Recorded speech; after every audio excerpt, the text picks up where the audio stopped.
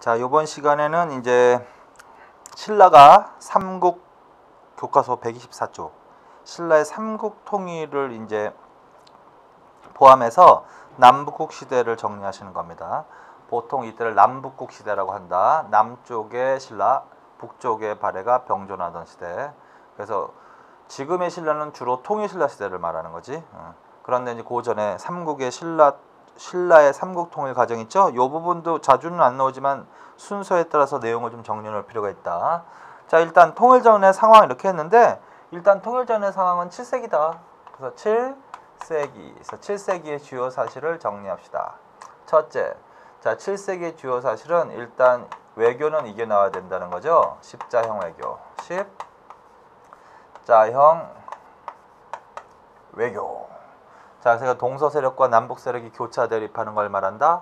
동서 세력은 신라와 수당이 연결되는 거고, 남북 세력은 돌골, 고구려, 백제 외에. 그래서 삼국시대 때 했던 거. 이거 다시 한번 하고. 그 다음에 이때 이제 중국은 통일정부식이지. 그래서 고구려가 누구하고 전쟁을 할 때다? 수당과 전쟁을 할 때다. 자, 그래서 그런 내용이 양가로 1번에 나와 있는 거죠. 자, 그래서 앞에 부분은 생략하고, 어쨌든 통일 전에 당나라가 침입해온 거 맞지? 그래서 당나라를 안시성에서 물리치지서 안시성 전투. 그 전에 영계소문이 권력을 장악한 적도 있었고. 자, 그 다음에 남쪽의 상황이다. 남쪽의 상황은 이때 이제 7세기에는 신라가 여왕시대란 말이죠. 여왕시대. 그래서 이제 백제가 신라와 굉장히 대립하던 때, 특히 백제 마지막 의자왕이요, 즉위하면서 신라를 세차게 공격한다. 그래서 이때가 선덕 여왕 때인데, 의자왕이 그래서 아주 전략적 요충지야, 대야성 줄쳐놓으시고, 대야성, 지금의 합천 부근인데, 여기를 포함해서 약 40여 성을 탈취하는 때다. 그래서 이때 7세기에는 이제 신라가 좀 공경에 처할 때야. 그래서 의자왕이 대야성, 합천을 포함해서 40여 성을 탈취했다. 신라는 뺏겼다. 그게 양가로 2번에 나와 있는 거. 두 번째 줄에 신라의 대야성, 합천을 비롯한 40여 성 탈취, 고다 줄 딱 줘. 이것도 몇 세기의 사실이다? 7세기. 그래서 이때가 이제 신라가 공경에 빠졌어. 그래서 김춘추라는 사람 있죠. 김춘추, 이제 무열왕이 된 사람인데, 이 사람을 자꾸 외국에 파견하는 거야. 고구려에게도 파견하고, 뭐 왜 당나라에도 파견해서 결국 도움을 요청하기도 했다. 요게 바로 이제 뭐다? 신라가 삼국 통일한 전의 상황이라는 거지. 자, 그 다음에 2번 나당 동맹의 결성과 십자형 외교. 십자형 외교 또 줄쳐놓으시고, 이런 상태에서 이제 뭐야? 신라가 당나라와 무슨 동맹을 결성한다? 나당 동맹을 결성한다라는 거죠. 그러면서 이 나당 연합군이 결국은 삼국 통일에 착수해 나간다. 대충 이런 얘기를 이제 적어 놓은 거지. 자, 그래서 이런 문장들 기억하세요. 십자형 외교, 수당과의 고구려 전쟁, 백제가 대야성, 합청 등 신라의 40여 성 탈취, 김춘추 파견, 도움 요청, 나당 동맹. 자, 요거 몇 세기의 사실이다? 7세기의 사실이다. 그리고 그 7세기에 또 하나가 뭐가 있다라는 거야? 신라가 결국은 누구를 끌어들여서? 당나라를 끌어들여서 삼국 통일에 착수한다. 자, 그래서 이제 삼국 통일 과정을 보시는 거야. 125쪽에서. 자, 그래서 나당 연합군이 먼저 어디를 공격하냐면 백제를 공격합니다. 그래서 백제가 멸망합니다. 몇 년? 660년에. 그거 줄. 그래서 양가로 1번 백제 멸망 줄. 그래서 백제가 먼저 멸망한다고. 그 다음에 이제 백제 멸망 이후의 사실이 뭐냐라는 거야. 백제 유민들의 부흥운동이 있었습니다. 그래서 이제 부흥운동 관련되어 있는 거. 자, 백제 멸망하고 동그라미 1번. 뭐가 설치되었다? 웅진도독부 설치. 그 줄. 디귿을 보시면 당나라는 백제를 멸망시킨 후 그 땅에 5개의 도독부를 설치했다. 그것도 줄쳐놔. 자, 그래서 백제 멸망 이후에 백제 땅에 5개의 도독부를 설치했어. 그걸 오도독부라고 해. 근데 그 안에 무슨 도독부가 있었던 거야? 웅진 도독부도 있었던 거지. 자, 이건 누가 세운 겁니다? 당나라가 세운 겁니다. 이건 어떤 의미가 있냐면 백제 땅을 당의 영토화하겠다라는 당의 야심이 들어가 있는 거야. 사실은 나당 동맹을 결성해서 이제 신라가 하고 삼국 통일을 할 때 밀약을 맺었어요. 두 나라가. 대동강 이남의 땅은 신라가 갖고 대동강 이북의 땅은 당나라가 갖기로 밀약을 맺고 삼국 통일을 하는 거거든 지금. 그런데 당나라가 대동강 이남 지역임에도 불구하고 백제 땅을 어떻게 자기 영토화하겠다라는 영토적 야심을 드러낸 거야. 자, 그 다음에 뭐다? 여기에 이제 군대를 주둔시키고 당나라 장수를 웅진도독에 임명해서 백제 땅을 통치한 거지. 자, 그 다음에 백제의 부흥운동. 자, 부흥운동 근거지 줄. 임존성과 주류성. 임존성과 주류성을 근거지로 해서. 자, 그 다음에 부흥운동에 가담했던 사람들 줄. 복신, 도침, 흑치, 상지, 줄. 1번에 가있던 의자왕의 아들 풍, 옥립, 줄. 자, 그래서 임존성과 주류성을 근거로 해서 복신, 도침, 흑치, 상지. 그리고 누구를 왕으로 추대했다? 왕자풍, 왕자풍, 부여풍. 1번에 가 있던 사람. 그래서 요 사람들이 바로 무슨 어느 나라 부흥운동과 관련이 있다? 백제의 부흥운동과 관련이 있다. 이렇게. 그런데 어떻게 된다? 맨 처음에는 이제 승승장구했지만 결국은 공격받아서 4년간 저항줄. 4년간 저항했으나 결국은 뭐야? 진압줄. 자, 그래서 어떤 사람은 660년이 실제로 백제가 망한 해가 아니라 몇 년이 망한 해다. 664년이 망한 해다라고 보는 경우도 있지. 이거는 뭐 그냥 견해 대립이지만 어쨌든 660년 그 이후에 이거 도덕부 설치, 임존성과 주류성, 그다음에 복신, 도침, 흑지상지, 왕자풍, 요거는 부흥운동 관련되어 있는 거. 그 다음에 또 하나 마지막으로 백제하고는 누구하고 계속 교류했다? 1번 외. 그래서 이때 외 군대가 가담하기도 했다. 줄. 외의 군대 가담. 외의 군대가 이때 파견돼서 백제의 부흥운동 세력과 연합해서 부흥운동을 전개하기도 했단 말이에요. 그래서 이때 외의 군대하고 부흥 세력과 연합해서 나당 연합군과 한판 붙거든? 그걸 백강전투라고 한다. 그때 백강전투.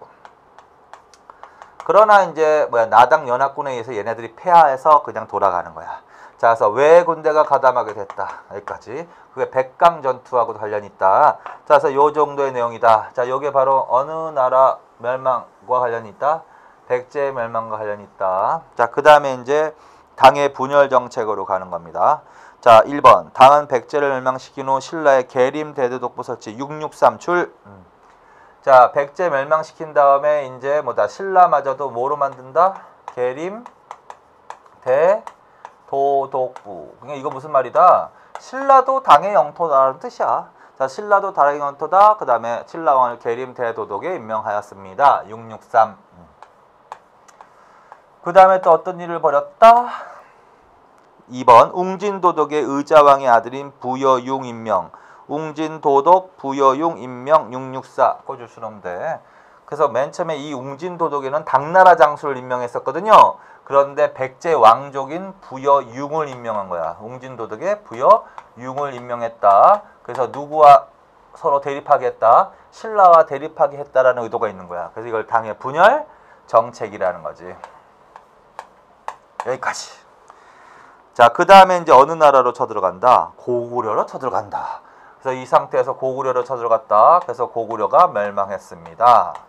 몇 년? 668년에 이렇게. 그래서 그것도 좀 하시고, 그 다음에 이제 이 과정에서 고구려 멸망 이후의 사실과 백제 멸망 이후의 사실을 섞이지 않게 조심해서 읽으시면 된다라는 거야. 자, 이때 고구려 멸망했다. 안동도읍 설치 그거 줄. 그 다음에 넘기시고, 그 다음에 고구려 부흥운동, 한성, 오골성 줄, 건모잠, 고연무, 그 다음에 안승 줄,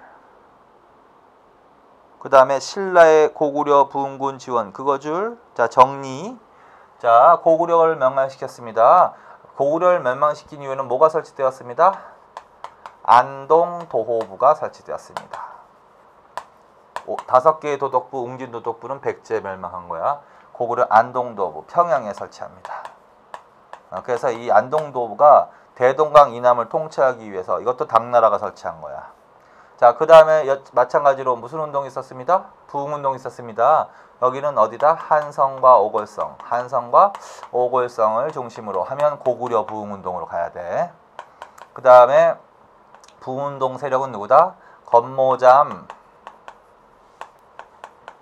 안승, 고현무 이런 사람들이라는 거죠. 이 안승이 바로 이제 왕족이란 말이야. 자, 그래서 요런 등. 그래서 요거 섞이지만 않게. 임존성과 주류성, 한성과 오골성, 복신, 도침, 흑진, 상지, 왕자풍, 건모잠, 안승, 고현무 섞이지 않게. 그 다음에 요때는요, 이때는 이미 신라가 이거 뭐 신라가 삼국통일에 가는데 하나도 얻는 게 없어. 다 당나라가 자기 영토화하는 거야. 그래서 당나라와의 전쟁을 이제 염두에 두기 시작하는 거죠. 그래서 이제 그때 이용하려고 고구려 부흥운동 세력을 뒤에서 후원하기도 했다. 그래서 쫓아놓으시면 돼. 그래서 신라의 후원을 얻기도 했다. 그래서 이제 그거의 결과일 수도 있는데 그 부흥군 지원 이렇게 해놨잖아요. 거기 보시면 A는 당나라의 전쟁에 이용하고자 라는 목적이라는 거고, B번 그래서 안승줄, 신라로 망명줄, 금마저 줄, 고구려 왕줄, 그다음에 보덕국 왕의 임명줄. 자, 그래서 원래는 이 보장왕의 서자 왕족 출신 안승이 부흥운동을 전개했지만 결국은 신라로 망명을 한다고요.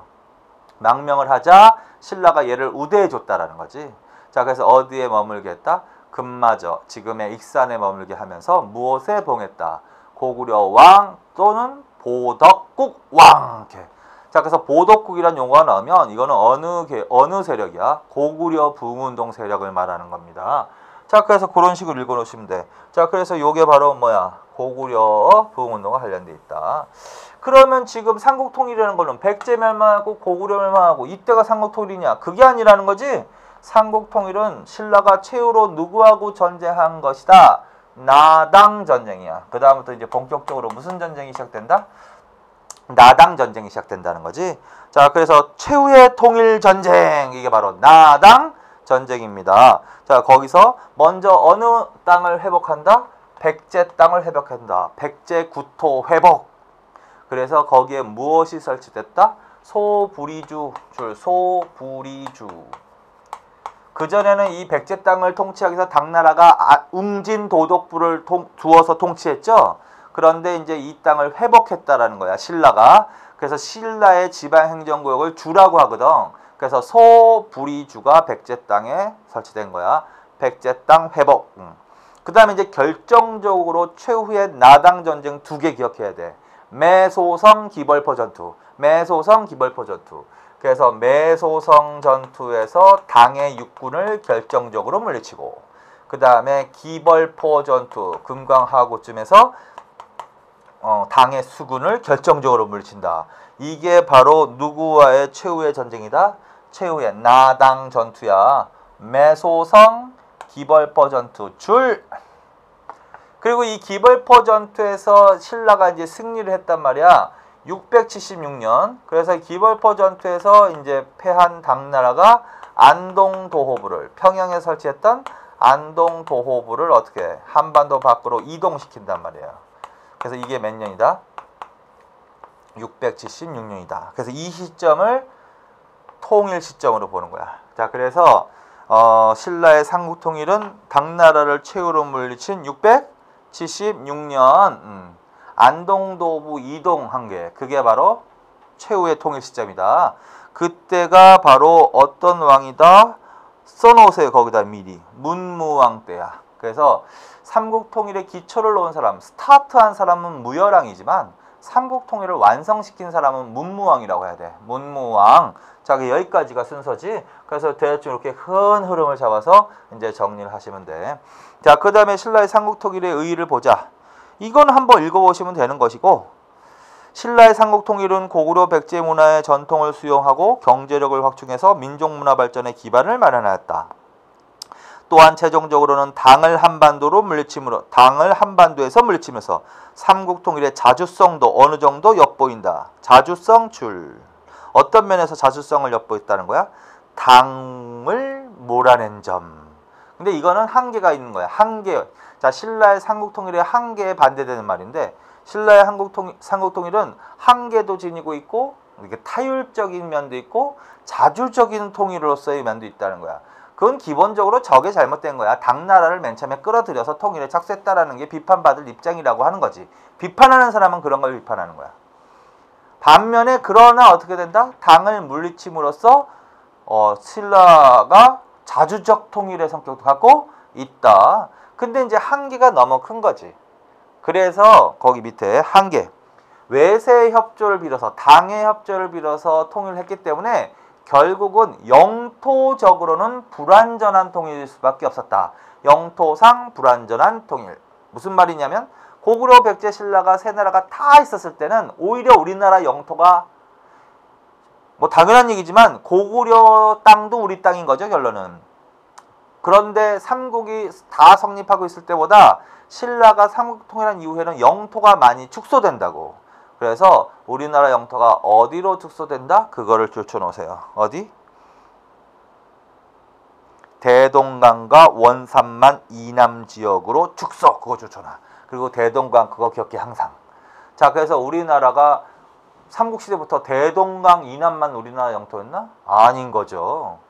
대동강, 평양, 이북, 한반도 그럼 암만 우리나라 영토였나? 아니었던 거죠. 한반도 밖에 만규, 요동지방까지 고구려가 장악했던 그 땅까지 다 우리 땅이었던 거지.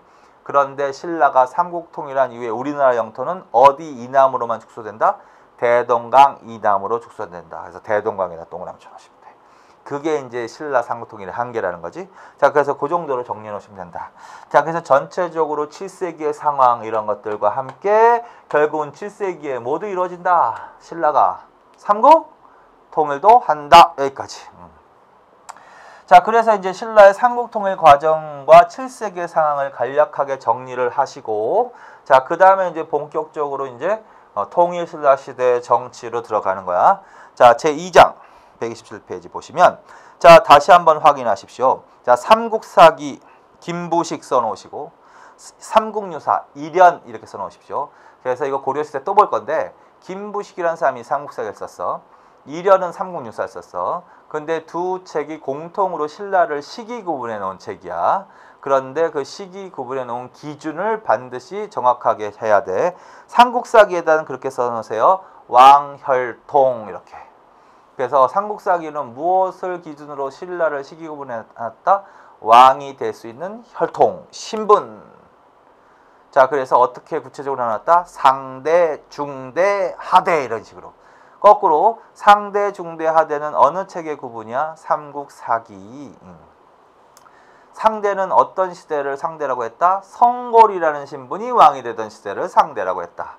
중대는 무열계 진골이 왕이 되던 시대를 진골이라고 했다. 하대는 내물계 진골이 왕이 되던 시대를 하대라고 했다. 결론, 성골, 무열계, 내물계 이렇게. 자, 그래서 기준이 뭐야? 성골, 무열계, 내물계. 혈통이잖아요. 자, 그래서 혈통. 자, 반면에 삼국유사는 일연이 쓴 건데 무엇을 기준으로 시대 구분을 해놨다? 거기다가 왕칭호 기준. 왕칭호 기준. 다시 복습하는 겁니다, 이거. 자, 그래서 왕칭호 기준으로 시대 구분한 책은 삼국유사로 가야 돼. 자, 구체적으로 어떻게 나눴다? 상고, 중고, 하고 이렇게 말해야 돼. 다시 결론. 상대, 중대, 하대는 삼국사기야. 상고, 중고, 하고는 유사로 가셔야 돼. 그래서 그거. 그러면 상고는 어떤 시대를 상고라고 해놨을까? 왕칭호라고 했으니까 거서간, 차차웅, 이사금, 마립간, 중국식, 왕명시대까지를 상고라고 한 거야. 자, 그 다음에 중고기는 어떤 시대다? 불교식 왕명시대를 중고기라고 한 거지. 그 다음에 시호시대는 어떤 시대다? 하고. 하고는 시호시대를 말한다. 자, 그래서 거기까지. 그런데 이제 삼국시대에는 어느 책을 더 중시하라고 그랬어? 삼국유사의 그 상고, 중고로 왕의 업적을 물어본다 그랬죠. 그런데 통일 이후에는 상대, 중대 개념으로 문제가 잘 나온단 말이야. 그래서 삼국사기, 통일신라 시대는 삼국사기의 구분대로 상대 정치, 경제, 사회적 상황, 하대, 상대가 아니라 중대, 그 다음에 하대 정치, 경제, 문화적 상황 이런 식으로 비교하시면서 항상 공부를 하셔야 된다. 자, 그래서 그렇게 정리해 놓으시고. 자, 그러면 이제 어디부터 출발한다? 중대사회부터 출발한다. 자, 중대사회는 그러면 그전에는 상대가 있었겠지. 상대는 무슨 시대를 상대라고 했다고? 성고리 왕이 되는 시대를 상대라고 했다고. 생각해보면 어느 왕이 마지막이었죠? 진덕 여왕이 마지막이었습니다. 그렇지? 그리고 중대는 어느 시대를 중대라고 한다? 무열계 진골, 무열왕의 직계자손이기 때문에 무열계라고 하는 거지. 신분은 진골이야. 그래서 중대부터 어느 신분에서 왕이 나오기 시작한다? 진골에서 왕이 나오기 시작한다. 최초로 진골 출신 왕이 누굴까? 무열왕이란 소리야. 무열왕. 이 사람은 이름이 김춘추. 그래서 이 김춘추 무열왕은 처음으로 무슨 출신 왕이다? 처음으로 진골 출신 왕입니다. 마지막 성골 출신 왕은 누구입니다? 진덕 여왕 물어보는 겁니다. 처음으로 진골 출신 왕은 무열왕 물어보는 겁니다. 그 다음에 왕칭호로 한다면 이 사람이 처음으로 무슨 시대라고 합니다. 시호시대라고 합니다. 맞지? 시호시대. 요때까지가 불교식 왕명시대가 마지막이죠. 그래서 무열왕에 대해서 지금 하는 거야. 자, 그래서 무열왕. 자, 다시. 자, 중대는 어떤 시대를 말한다? 무열계 진골이 왕이 되던 시대를 말한다. 무열계 진골이 왕이 되던 시대 대표적인 왕을 하는 거야, 지금부터. 첫째, 무슨 왕부터? 무열왕, 김춘추. 이 사람이 의미로는 최초의 진골 출신 왕. 처음으로 시호 시대의 왕. 이렇게. 자, 그 다음에 이 사람이 거기 한번 읽어봅시다. 통일과정에서 김유신의 지원 그 줄. 김유신은 가야계 우선이거든. 이 사람이 신라의 군권, 화랑도 출신이고 신라의 군권을 장악한 사람인데 김유신과 결탁한 사람이 바로 김춘추야. 그러면서 이제 권력을 장악해 나간다는 소리. 그 다음에 비담 등 귀족들의 반란을 지나 그거 줄 쳐놓으세요. 그 비담에다 동그라미 쳐놔. 그리고 비담에 나냐? 비담에다 동그라미 쳐놔. 거기다가는 선덕 이렇게 써놔. 선덕. 자, 비담에 나는 어느 왕 때 일어나면 선덕 여왕 때 일어나. 이 선덕 여왕 때 김춘추를 외국에 파견하고 그랬죠. 그러니까 이때부터 정치적 활동을 했던 사람이야. 김춘추가. 누구와 연합해서? 김유신과 연합해서. 그래서 선덕 여왕 때 마지막에 비담의 난이 일어나거든. 선덕 여왕 때라고 쓰세요. 선덕 여왕 때. 이때 이제 비담이 왜 있냐면 여왕이 왕을 하니까 정치가 어지럽다 하면서 여왕에 대해서 반란을 일으킨 거야. 그리고 이때 이제 선덕 여왕 내에서 진덕 여왕으로 교체되는 과정이 있었거든. 거기에 반발해서 비담이 난을 일으킨 거야. 그걸 이제 김유신과 함께 진압한 사람이 누구라는 거야? 그게 이제 김춘추라는 거지. 그런데 조심하실 것은 비담의 난을 진압한 건 맞는데 이건 어느 여왕 때라고? 선덕 여왕 때라고 이따 써놓으세요. 그 다음에는 왕이 무슨 왕이 되는 거야? 김춘추가 왕이 되는 게 아니야. 진덕 여왕이 왕이 되는 거야. 진덕 여왕. 그래서 진덕 여왕 때도 김춘추가 계속 활약을 한 거야.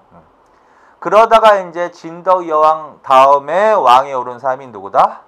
김춘추다. 근데 거기 보시면 알천과의 경쟁에서 승리하고 그거 줄쳐놓으세요. 알천과의 경쟁에서 승리하고. 무슨 말이냐면 자, 그래서 비담의 난을 진압하고 왕에 오른 사람은 누구야 그럼? 그건 진덕 여왕이고요. 그 다음에 진덕 여왕을 마지막으로 이제 신라가 곤란에 빠진 거야. 왜 남자가 왕하다가 여자가 왕 된 이유가 골품 제도가 중요한 거야, 신라는. 그래서 성골에서 왕이 나와야 되는데 남자 출신 성골이 단절되고 여자만 있었던 거야. 그래서 성골을 왕이 시키기 위해서 처음으로 이제 여왕이 나온 거야. 그런데 이제 이 여왕을 끝으로 여자도 성골 신분이 사라져 버린 거야.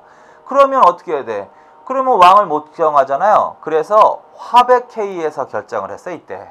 그래서 알천과 경제 그 주춘월지 그 밑에다가 진덕 여왕 때라고 써놓고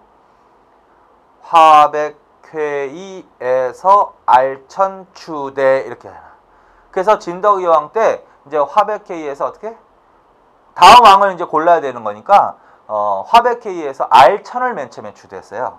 근데 알천이 소신은 늙었습니다. 춘추공이 더 인재입니다 하면서 양보를 한다고. 마지막으로 손오세요. 알천 양보. 그래서 결국은 뭐 왕이 되는 사람이야. 자, 비담의 난을 진압했다. 그러면 김유신이지만 어차피 비담의 난 일어났다 선덕여왕 때. 그 다음에 왕에 오른 사람은 무열왕 이러면 안 되고 진덕여왕입니다. 그리고 진덕여왕 다음에 왕을 해야 되는데 그때는 이제 어디서 결정했다고? 화백회의에서 알천을 맨 처음에 주도했다고. 근데 알천이 아닙니다. 양보하겠습니다. 하면서 왕에 오른 사람이 누구다? 무열왕이다. 그래서 그렇게 좀 정확하게. 자, 그래서 이 사람이 최초로 무슨 출신 왕이다? 진골 출신 왕 줄.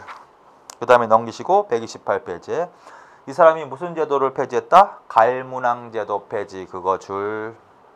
처음으로 무엇을 취했다? 시호시대 줄.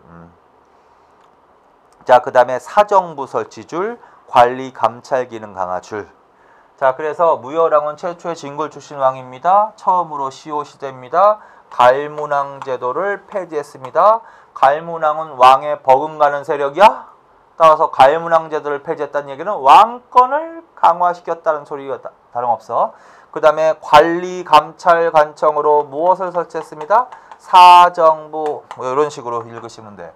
처음으로 진골 출신, 처음으로 시호시대, 갈문왕 제도 폐지, 관리 감찰 사정부 설치. 누구다? 무열왕입니다. 자, 그래서 요거는 무열왕에 대한 설명이야. 그 다음에 다시 앞으로 가셔가지고요. 127페이지. 무열왕의 제2 연대를 보면 654년부터 661년까지라고 돼 있죠. 거기 안에다가 그 물결 표시 거기다가 화살표를 빼서 660년이라고 써놓으시고 660년이 당연히 들어갈 수 있는 거지. 무열왕 재임 시기가 661년이니까 660년이 들어갈 수 있는 거지. 생각해보면 660년이 어느 나라가 망한 해다? 백제. 자, 그래서 무슨 말이냐면 신라가 삼국통일을 하는데 신라 통일을 시작하고 기초를 놓은 사람은 누구라고? 무열왕이지만 무열왕은 누구까지 멸망시키는 것까지만 했다고? 백제 멸망시키는 것까지만 했다고요. 고구려나 그 다음에 최후의 나당 정쟁은 어느 왕으로 가야 된다? 그 다음 왕으로 가야 된다고. 문무왕. 확인하신 거야. 아까 말씀드린 거. 자, 넘기세요. 자, 그 다음에 이제 무슨 왕이 나온다? 문무왕. 문무왕 확인하세요. 668년에 고구려가 망한 거거든? 그 안에 들어갈 수 있지? 그 다음에 676년에 매소성 기벌퍼전투에서 안동도읍 이동하는 거 최후의 통일 이룩한 거거든?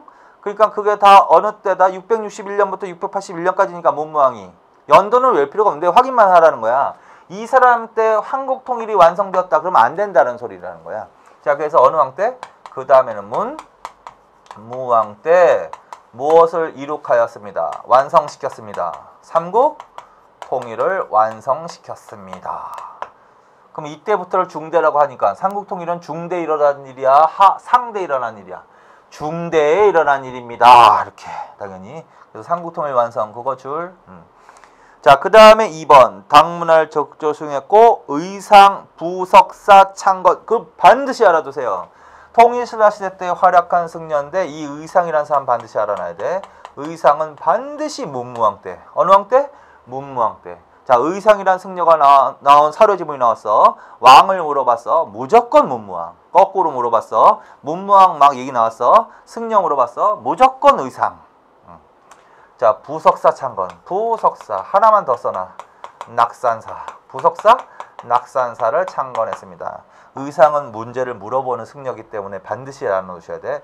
그래서 의상이 부석사 낙산사를 창건하였습니다. 문무왕 때 이렇게. 자, 그 다음에 지방에 파견되는 지방관 감시. 지방관 감시 줄. 주군의 외사정 파견 줄. 자, 그래서 이거는 뭐다? 신라의 감찰기구는요 2개가 있어. 중앙관리를 감찰하는 것은 사정부고 지방에 파견되는 지방관도 감찰을 해서 그건 뭐라고 한다? 외사정. 자, 그래서 지방 주와 군의 뭐 파견?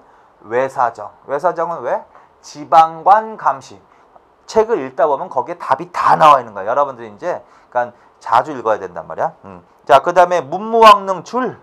대왕암, 화장, 대왕암 줄. 무슨 말이냐면 문무왕은 이제 죽을 때 이거는 뭐 그냥 사료 지문 겸 해가지고 나올 수가 있는 건데 문무왕은 죽을 때 유언을 내립니다. 나를 바다에 묻으라고. 내가 신라를 지키겠다고. 바다신이 돼서. 그래서 화장을 한 뒤 바다에 뿌리거든. 그런데 이 바다에 그 유해를 뿌린 그 지점에 큰 바위가 솟아 있다고. 그래서 그거를 대왕암이라고 부르는데 결국 대왕암은 문무왕 수중능을 말한다. 문무왕 수중능. 그래서 동해바다 큰 바위 하나 딱 솟아있는 사진이 나왔어. 어느 왕 물어보는 것 같습니다. 문무왕을 물어보는 것 같습니다. 대왕암이니까 대왕암 여기까지. 자, 그 다음에 이제 어느 왕으로 간다? 신문왕은 별표. 자, 통일신라 시대 때는 이 신문왕이 제일 중요한 사람이야. 신문왕이 이제 중대 전제 왕권을 확립시키는 왕이야. 전체적으로 보면 상대보다 이 중대, 무열계가 집권하던 이 중대는 전체적으로 보면 왕권이 점차 어떻게 된다? 이전보다 강화되는 쪽으로 가는 거야.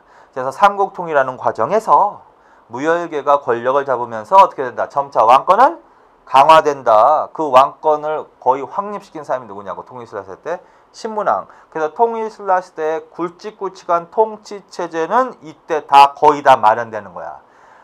교육기관, 중앙통치체제, 지방통치체제, 군사조직 이런 것들 다 어느 때? 신문왕 때. 그렇게 이해하시고 줄 쳐놔.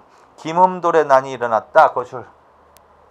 이때는 뭐냐면 무열계가 독점을 하니까 진골은 진골이지만 무열왕의 직계자손만 왕이 될 수 있는 시대예요. 같은 진골이지만 무열계가 아니면 무열왕의 직계자손이 아니면 왕이 되지 못하는 거야. 그러니까 다른 무열계가 아닌 진골들이 반발을 일으켰겠지. 그래서 대표적인 난이 뭐다? 김흠돌의 난. 이거 반드시 알아두시고. 김흠돌의 난. 근데 이때는 왕권이 강하단 말이야. 그래서 김흠돌의 난을 계기로 귀족들을 숙청! 그리고 왕권을 확립시켰습니다. 중대 전제 왕권 확립 줄. 그래서 김흠돌의 반란 진압. 흠돌이. 자, 그 다음에 집사부와 시중의 권한 강화 줄. 예작부와 공장부 줄. 육전체제 완성. 자, 신문왕 때는 무슨 체제를 완성한다? 육전조직을 완성시킵니다. 중앙행정관청을 완비하는 거야. 그래서 중앙행정관청 중에서 제일 마지막으로 설치한 관청이 예작부하고 공장부라는 거야. 그리고 이 중대에는 왕권이 강화됨에 따라 왕 밑에 최고관청은 집사부라고 하거든. 집사부의 책임자는 시중이라고 하거든. 진골 귀족들의 이익을 대변하는 거는 화백회의야. 왕의 이익을 대변하는 기구 아니야. 이거는 화백회의. 화백회의장은 상대등이라고 합니다. 상대등. 자, 그래서 이거는 삼국시대 봤듯이 화백회의의 권한이 강화된다는 것은 왕권이 약화된다는 소리야. 반대로 왕권을 강화시킨다는 얘기는 화백회의의 권한을 약화시킨다는 얘기야. 그래서 무열계 진골 이 집권 이후에는 왕권이 어떻게 된다? 결론적으로 강화된다. 그래서 집사부 시중의 권한이 어떻게 된다? 강화된다. 그래서 통일신라 시대에는 집사부가 최고관청이 되는 거야. 집사부, 그 다음에 수상은 시중 이런 식으로 해도 된다. 자, 그 다음에 3번 구서당 십정 줄, 구주 오소경 줄, 4번 국학 줄, 거기까지. 자, 군사조직, 통일신라 시대 군사조직이 뭐라고 그런다? 구서당과 십정. 통일신라 시대 지방행정구역은 뭐라고 표현한다? 구주 오소경. 그 다음에 삼국시대에는 학교가 없었는데 통일신라 시대는 학교도 설치된다. 그걸 뭐라고 그런가? 두 글자로 유학교육기관, 최고 유학교육기관 국학. 자, 이거 뼈다귀 맞죠? 중앙통치조직, 그 다음에 군사조직, 구서당 십정, 지방행정구역, 구주오소경, 유학교육 강화, 국학. 이거 뼈다귀 맞지? 나라를 통치하는데 이거 다 어느 왕으로 간다? 신문왕. 자, 그 다음에 이제 경제적 조치도 있는데 그게 뭐다? 자, 관료전 지급 줄, 수조권만 행사 줄, 그 다음에 노급 폐지 줄. 자, 그전에는 관료들에게 노급을 줬다고. 자, 노급은 뭘 주는 거라고 그랬지? 조를 징수할 수 있는 권한, 소유권이 아니라 수조권 플러스 농민들을 강제로 동원할 수 있는 노동력까지 준 거지. 그런데 신문왕 때는 그거를 폐지한다. 대신 뭘 준다? 관료전. 무엇만 행사하게 한다? 수조권만. 거기에 노동력 X 무조건. 농민을 강제로 동원할 수는 없다. 그거 중요한 겁니다. 근데 뭐가 먼저냐면 관료전 지급이 먼저야. 관료전 지급. 그 다음에 노급은 어떻게 했다? 폐지. 이것도 경제적인 거지만 정치적으로는 어떻게 해석할 수 있어? 진골 귀족들의 경제적 기반을 축소시킴으로써 반대로는 국가 재정, 왕실의 재정을 확충시킴으로써 왕권 강화 관련이 있다. 자, 그래서 크게 이 정도의 내용 제일 중요하다. 요게 신문왕. 자, 그래서 전체적으로 보면 이 중대는 왕권이 강화되고 왕권이 안정되는 시대입니다. 그리고 요걸 물어볼 때, 신문왕을 물어볼 때 사료지문이 나올 가능성이 있는 게 밑에 나오는 만파식적의 설화야. 만파식적의 설화 줄. 그래서 이제 일명 가로피리를 하는 건데 그 피리에 대한 대나무가 갈라지고 뭐 합쳐지고 소리 나고 뭐 그래서 가로피리고 뭐 이런 얘기가 나오면 만파식적이구나. 그럼 어느 왕 때를 물어보고 있다? 신문왕 때를 물어보고 있습니다. 그 다음에 만파식적 설화. 만파식적 설화 옆에다 하나만 더 써놔. 유학 때 하겠지만 설총의 화왕계라는 것도 써놔. 설총의 화왕계. 설총이라는 사람이 화왕계를 저술하는데 요것도 신문왕 때야. 자, 그래서 신문왕 때 만파식적에서라 화왕계 이런 내용이 나오면 빨리 어느 왕을 물어보고 있다? 신문왕을 물어보고 있다. 그래서 보시면 돼. 자, 그 다음에는 이제 어느 왕이다? 성덕왕이 있다. 성덕왕. 성덕왕 때는 어떤 일이 있었다? 왕토사상, 백성, 정전지구. 그렇게 딱 조심하십시오. 자, 그래서 통일신라 시대에는 누구에게도 백성들에게도 무엇을 지급했습니다? 정전이라는 토지를 지급했다라는 기록이 나옵니다. 그래서 이것도 반드시 알아놔야 돼. 물론 경제 부분에서 한 번 더 할 거야. 정전 지급. 이거는 성덕왕. 자, 그 다음에 이제 경덕왕으로 간다. 자, 경덕왕. 성덕, 경덕. 자, 경덕왕 때는 중앙관료의 칭호와 지방군현의 이름을 중국식으로 바꾸는 정책을 뭐라고 한다? 한화정책 실시. 그거 줄. 그 다음에 노급의 부활. 그거 줄. 자, 노급의 부활. 한화정책. 뭐 이것만 있는 건 아니에요. 이제 정치 말고 경제, 사회, 문화 하면은 요 또 이 왕 때 있는 일이 또 몇 개 추가될 거야. 근데 이제 지금은 요 정도만 보는 거지. 한화정책을 했다라고 하고 그 다음에 무엇이 부활됐다? 노급이 부활됐다. 자, 이건 어느 왕 때하고 비교하면서 봐야 돼? 신문왕 때. 신문왕 때는 관료전을 지급하고 노급을 폐지했는데 이때는 오히려 반대로 노급이 부활했다. 이것은 귀족들의 반발로. 자, 이거는 왕권 강화 조치를 말하는 거고 이미 이것 때부터는 무엇을 의미한다? 왕권이 약화되고 있구나를 반영하는 거야. 그래서 전체적으로 왕권이 강화되는 시기입니다. 할 때 왕권 강화와 관련해서 들어가면 절대로 안 되는 내용이 뭐다? 노급의 부활은 들어갈 수 없다. 이거는 오히려 반대로 왕권이 약화된 것을 의미한다. 자, 그 다음에 마지막이다. 해공왕. 자, 그래서 중대는 처음과 끝은 자, 이 왕들이 중대의 모든 왕은 아닙니다. 참고로. 공부할 왕만 써놓은 거야.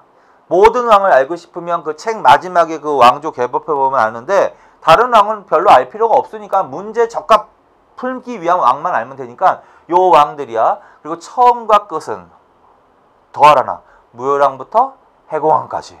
무효왕부터 해공왕까지다. 자, 해공왕 때 뭐가 일어난다? 대공의 난.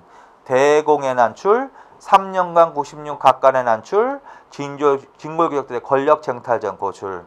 자, 그래서 해공왕 때 이미 이제 노급의 부활을 통해서 왕권이 약화되고 있었습니다. 중대 마렵부터, 하대가 아니라 중대 마렵부터.